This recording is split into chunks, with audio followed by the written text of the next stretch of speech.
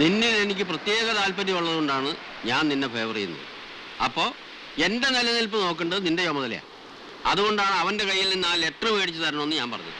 അയാളുടെ ലെറ്റർ ഞാൻ കൊണ്ടു തന്നല്ലേ, അത് സൂക്ഷിക്കാൻ പറ്റാത്തതിന് ഞാനെന്ത് ചെയ്യാനാ? അതിപ്പോൾ ആരോർത്തും ഇങ്ങനെയൊക്കെ സംഭവിക്കുന്നു. അവൻ ആ കടലാസ് മെഴുകി കളഞ്ഞില്ലേ, അതല്ലേ ഇപ്പൊ പ്രശ്നമായി വന്നത്. സാറെന്തിനാ അയാളെ ഇങ്ങനെ പേടിക്കുന്നത്? നിനക്ക് അതിനെപ്പറ്റി വിവരമില്ലാത്തതുകൊണ്ടാണ് നീ ഇങ്ങനെയൊക്കെ പറയണത്. 4-5 വർഷം മുമ്പ് അവന് കിട്ടേണ്ട ജോലിയായിരുന്നു ഇത്. ആ കാലത്ത് ഓരോരുത്തർ വന്ന് ഓരോ കാരണം പറഞ്ഞ് അതൊക്കെ തട്ടിയെടുത്തു. ഇപ്പൊ അവസാനത്തെ ആളാണ് നീ.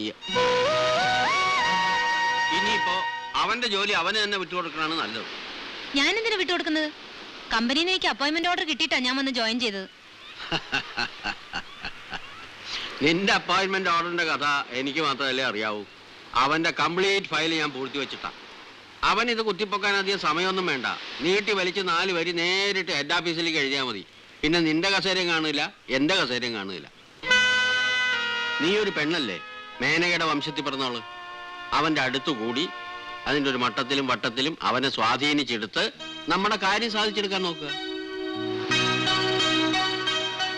ഞാൻ പറഞ്ഞു തരുന്ന പോലെ നീ അങ്ങോട്ട് ചെയ്താൽ മതി. കൊള്ളാം. അപ്പോ രണ്ടുപേരൂടെ ചേർന്നുള്ള കളിയായിരുന്നല്ലേ? കൊള്ളാം. ബാലകൃഷ്ണൻ, ഓഫീസറൊക്കെ ഓഫീസിലാ, പുറത്ത് ഞാൻ നല്ലൊരു സുഹൃത്താ. എങ്കിൽ പിന്നെ രണ്ടുപേർക്കൂടെ കൈ ഓർത്ത് പിടിച്ചൊരു പ്രേമഗാനം പാടായിരുന്നല്ലോ. താനൊരു നല്ല തമാശക്കാരനാന്ന് ഞാൻ കേട്ടിട്ടുണ്ട്. നിക്കണം മിസ്റ്റർ ബാലകൃഷ്ണൻ. വേണ്ട, ആ വക സോപ്പൊന്നും വേണ്ട. ഒരു കാര്യം പറയട്ടെ. ദേ, തോളത്ത് കയറിയും ചെവി അടിക്കരുത്. അവസാനമായ സാറിന്റെ അടുത്ത് പറയാ, 3 ദിവസം കൂടി സാറിന് അവധി തരും. 3 ദിവസം.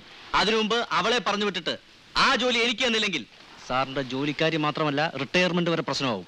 റിട്ടയർമെന്റ് വരെ നോക്കിക്കോ.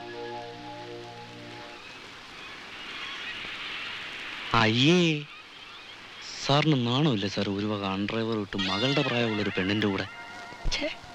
വൃത്തിയേട്.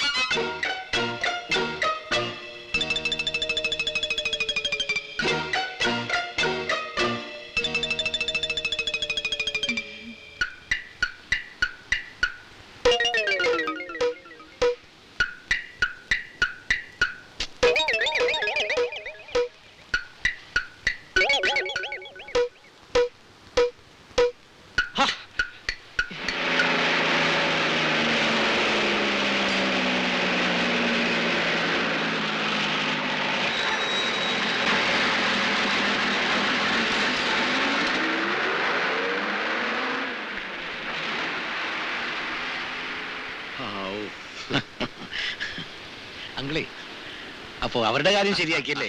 ഓ, അതൊരു വിധത്തിൽ ഒപ്പിച്ചെടുത്തു. അപ്പോഴേ നമുക്കൊന്നിനെ അഡ്ജസ്റ്റ് ചെയ്യണമല്ലോ. വെറുതെ അല്ല, കാശ് എത്ര വേണമെങ്കിലും മുടക്കാം. ആ തമാശ അല്ലെന്നേ, കാശ് എത്ര വേണമെങ്കിലും മുടക്കാം. അമ്മാവോ, ഓ നിന്നേ, ഒന്ന് പറയട്ടെ, എത്ര കാശ് വേണമെങ്കിലും മുടക്കാം.